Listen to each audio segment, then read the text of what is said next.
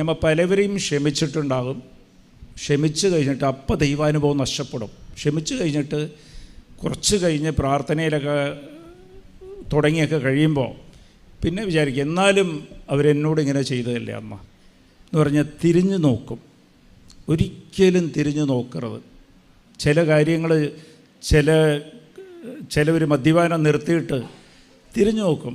ഞാൻ എപ്പോഴെങ്കിലൊക്കെ അല്ലേ, ഇപ്പം പണ്ടത്തെ പോലെ ഒന്നും കുടിക്കുന്നില്ലല്ലോ എന്ന് പറഞ്ഞ് തിരിഞ്ഞു നോക്കും. Praise the Lord. അത് ശ്രദ്ധിക്കണം. ഇതൊക്കെ പ്രലോഭനമാണ്.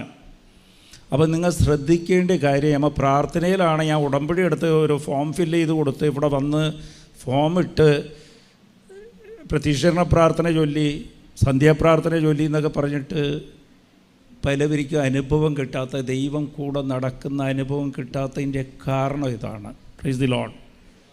അപ്പോൾ